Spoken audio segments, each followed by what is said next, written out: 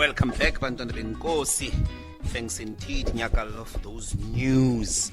Interesting perspective there about the insult carried by AfriForum's claim of there being a genocide against Afrikaner people.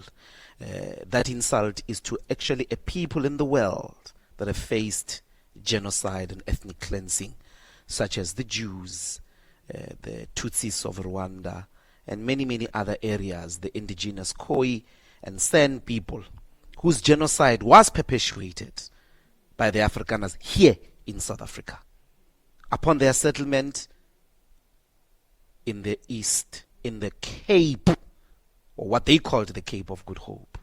Very important. But we're going to look at the ocean economy, speaking about the Cape of Good Hope. And the Cape of Good Hope was precisely the sort of network in the 1600s for the then blue economy of Europe, networks that were trying to reach the eastern markets, East India and all of that from Europe. That's why they were called the VOC, or the Dutch East Indian Company. I'm welcoming Otto Mtati, Chief Executive Officer of the South African International Maritime Institute. Welcome and thanks deeply for joining us, Otto. Well, thank you for the invitation. Thank you. And Head of Oceans Economy, the Department of Fisheries, Forestry and Environment, Marcia Coston. Is that how I say it, Mama? Good morning. Yes, it is. It's Marcia Coston. Okay, welcome to Power Talk and thanks very much for creating time. Most welcome. Let me start with you, Mdadi. Just a basic introduction. Oceans Economy 101 or Blue Economy 101. What is that? And what does it include in the South African context? So the oceans economy at the moment is defined as that encompasses all activities that occur on the ocean or depend on the natural resources such as fishing, mining, and related, or those that benefit from its proximity to the ocean. So generally, that is the understanding, is that, all activities that occur on the ocean or depend on the natural resources, which is what we extract from the ocean, and then those that benefit because of its proximity to the ocean. So that's how the ocean's economy is generally defined. Now, the blue economy is defined slightly differently. We know that people tend to use those definitions interchangeably. Yes. So if you look at the World Bank and how it defines the blue economy, but of course there are other institutions as well. Yes. It speaks about the blue economy as the sustainable use of ocean resources for economic growth, improved livelihoods and jobs, whilst preserving the health of the ocean ecosystem. So the blue emphasizes on the sustainable use of the ocean and its ecosystem. So there is a slight a difference. And does this blue sort of try to envisage a future in which there is no exploration of some of the minerals that lie in the seas or the oceans, such as oil and so on and so forth? In the South African context, we try and promote the use of the ocean for all what it can achieve. But of course, there are very diverse interests and the contestation about the use of the ocean. So we argue that explore what can emerge from the ocean, whether it is oil, whether it is gas, or natural energies as a matter of interest. Because what you find at the moment is that the wind farms are all located on land. If you go to Europe and you go to China, you'll find that they use the ocean for the purposes of locating the wind farms. So it provides a security for those countries because they use the ocean for that particular purpose. So we understand the contestation, but we support the interpretation that says protect and preserve, but also do not forget the human beings in your process. So what does the Institute do? Just again, a basic introduction to the listeners. SAIMI, I'm hoping that's how it's called. What is its mandate and what does it do? Thank you very much. The Institute, established by the Department of Higher Education and Training to coordinate maritime advocacy, which is the promotion of the understanding of the use of the ocean. The second prescript is the education and training and capacity development. And then the third one is to support maritime research and maritime innovation. So it's an entity created by the HET. It is funded by the National Skills Fund. Okay. If you've just joined us, this is Power Talk on Power 987 with me, Mbuyiseni Ndlozi. We are speaking here on the question of the blue economy with CEO of the South African International Maritime Institute, Odwa Mtati, and the head of Oceans Economy, Department of Fisheries, Forestry and the Environment, Marcia Coston. Ms. Coston, I want to bring you in now and basically to cut through to what was then called Operation Phakisa. If you could just remind us about what this was or what this is, this Operation Phakisa, and its targets, and if you were to measure it at this moment, how far it is from its 2033 achievement of its objectives. Good morning again, and thank you. Good morning to all the listeners. Yeah. So to go back to the Operation Phakisa Ocean Economy Program, it was an initiative of the South African government dating back to July 2014. It was launched by the presidency at the time, and its focus was really on implementing key economic and social programs. It was a number of what was called labs at the moment. The ocean economy was one. And the idea was to put into motion a comprehensive plan to getting the maximum benefit out of the South African ocean economy, and particularly unlocking the economic potential. So Operation Phakisa became the blueprint for growing the ocean economy, focusing on a results-driven approach, focusing on working across various integrated initiatives with the common goal. Yeah. Now, the research at the time identified that the potential of South Africa's ocean economy was to contribute up to 177 billion rand to the gross domestic product of the country and create just over 1 million jobs by 2033. And the program has been running since 2014. It's focused on a particular set of sectors. So whilst the ocean economy is quite broad, as Mr. Mpati has mentioned, it includes all economic activities closely linked to the ocean, and also dependent to some meaningful degree on the ocean resources. The Operation Phakisa program, based on the analysis at the time, selected a set of focus areas. And it was really those focus areas that was identified to offer this growth potential, both in terms of jobs and production. And that included the areas of marine transport, marine manufacturing, tourism as well, coastal and marine tourism, offshore oil and gas was part of it, aquaculture was part of it. And then underpinning all these sectors, there were also a focus on recognizing this need for balance, marine protection services and ocean governance, and also the enablers of skills development and capacity building, where SAHIMI plays quite a key role, research, technology, and innovation. And a little bit at a later stage, small harbors also became part of the Phakisa program.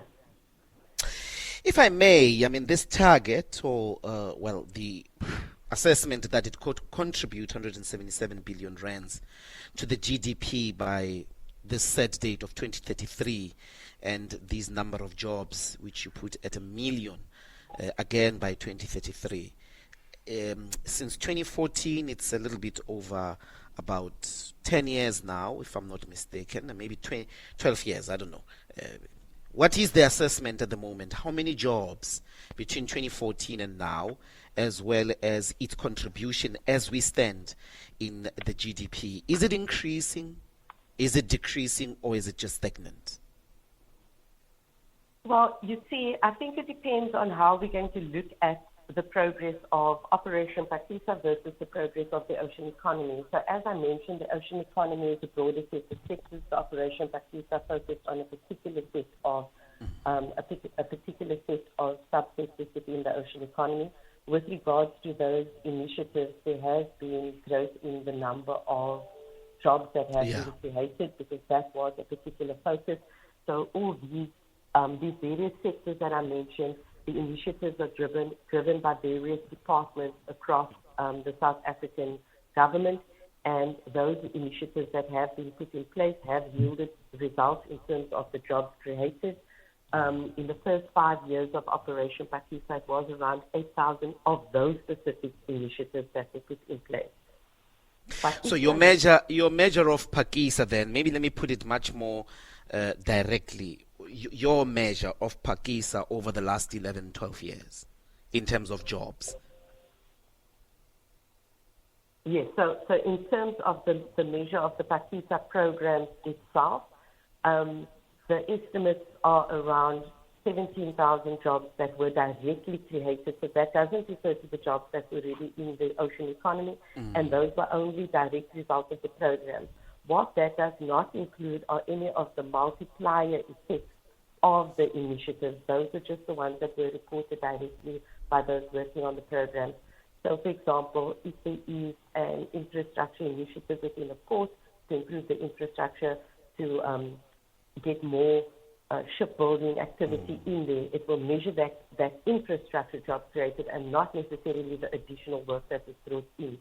So that is why one of the things that we are focusing on is to look at the broader ocean economy statistics, what is the latest update, looking at the entire economy. There was some research that was done back in 2021 that we commissioned, and that found that the job percentage as the jobs in the South African ocean economy as percentage of the national economy was about 2.86% of the country's jobs. So the Sahili team has actually commissioned some work. They have some people that's working on this, and we are working with the team with Mr. Mpati to update the statistics within the ocean economy sector. So I think the jobs are one element, but the intention of the Operation Phakisa was also to get a set of actions taken to support the sector. And there has been also progress that happened with that over the last 10 years. Okay, Mr. Mtati, the state, as it were, of fishing communities, if I may ask, where do they fall in the value chain?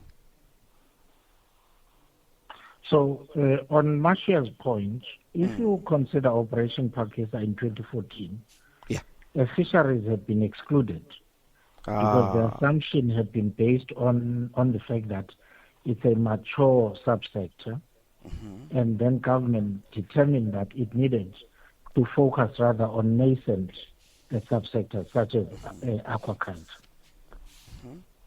So that's the first point. But now with the Ocean Master Plan underway, fisheries is one of those key subsectors that have been identified for their worth.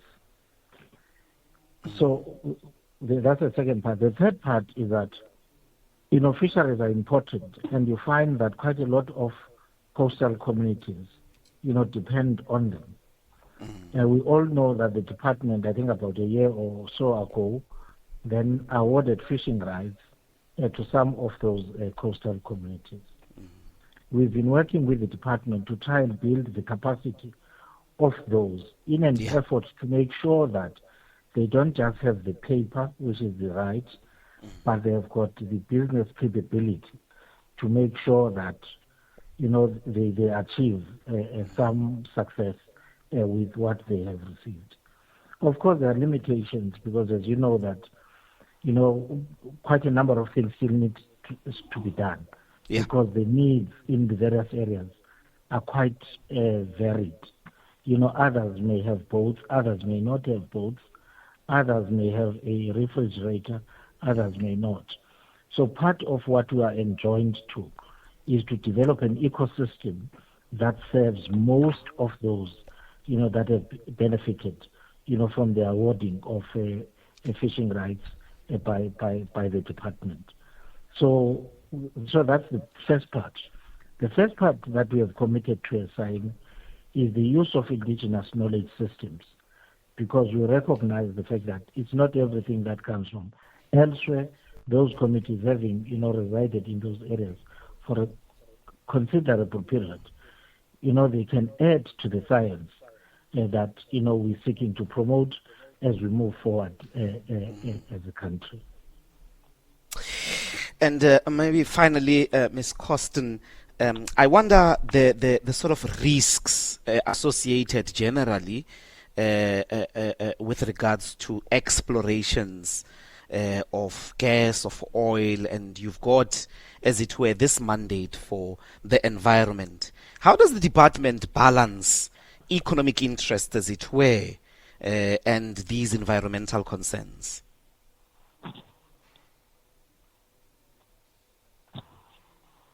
Ms. Costin? Yes.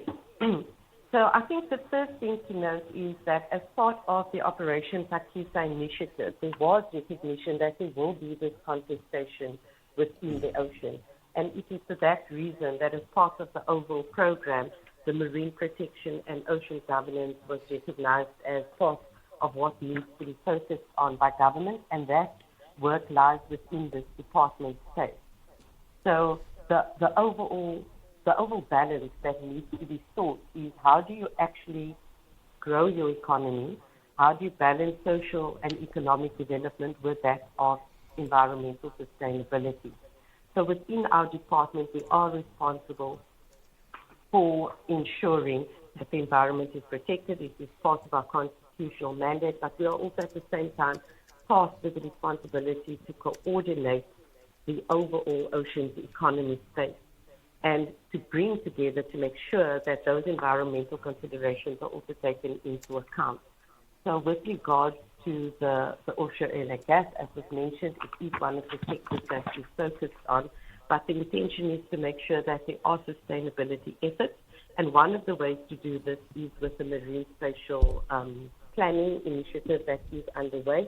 Marine spatial planning, there is a Marine Spatial Planning Act, which recognizes that there are competing uses for the ocean, and the intention is to bring together all the various role players from the various sectors who are competing for use of the specific ocean space into one grouping to make the decisions on what needs to happen there. Environmental sustainability still obviously remains quite a key element, but we do recognize that there is a need for looking at growing the offshore oil and gas sector, but the emphasis is also still on cleaner technologies. How do we mitigate climate change? How do we make sure that there isn't unnecessary damage within the ocean? So there are initiatives that have been put in place, for example, those that would look at integrated incident management around oil spills, and legislation that would look at EIAs need to come into those things, environmental authorization.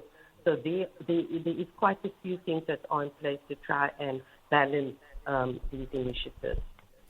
But just before I go to the headlines, Marcia, how is sort of legitimate, or rather true, is the claim that majority of these programs that are trying to explore oil, that are trying to explore gas in and around our oceans, get to be disrupted using environmental laws, and therefore there are these long-standing cases in courts to try and undermine investments efforts that could explore these sectors or these resources? Yeah, thanks for that question. I'm not necessarily the expert in this space, but I do understand that that is one of the challenges that is faced by the sector. But as I've indicated, you know, the environmental laws are actually there to protect the ocean space. We will not have necessarily economic activity if our ocean is destroyed, or if it's not of any use to benefit the people. So whilst that does remain one of the things that is happening, yeah, it is something that is happening, but as I've indicated, you know, in the Department of Forestry, Fisheries and Environment, we do also have the mandate to protect the environment as to the Constitution. So, you know, you need to find that balance. But is it there evidently in our laws? Many people feel like the rest of the world, particularly the most powerful countries in the world that have made the greatest damage to the environment, continue to explore gas and oil in oceans as well as inland, when we sort of comply in most of the cases to the detriment of our own economic growth. What do you say to what's your reaction to that particular assessment, that we ought to relax these environmental regulations if we are to catch up? I think the environmental laws are there to protect our natural resources. And I think the fact that the Oceans Economy Master Plan and the Operation Phakisa have included a focus on the offshore oil and gas sector indicates that there is an intention to try and strike a balance. And that is something that, you know, is still underway. But in terms of the environmental protection, it is recognized that it is an element that needs to, you know, be part of pursuing any ocean economy sector or blue economy sectors. So even in the master plan, environmental sustainability, the master plan that we are busy putting together, environmental sustainability remains a key element of focus. Looking forward to that plan indeed. Marcia Costin, Head of Oceans Economy at the Department of Fisheries, Forestry and the Environment, as well as the CEO of the South African International Maritime Institute, or DOMTATI. Thank you both for creating time to speak to us this morning on Power Talk. Thank you very much. Thank you. It's 11:30 according to your South African time, the Central African time it's called. But here in the future from which I'm speaking, Bandana Benkosi, is 12:30. Here is the headlines from the future. Nyaka Lotefu.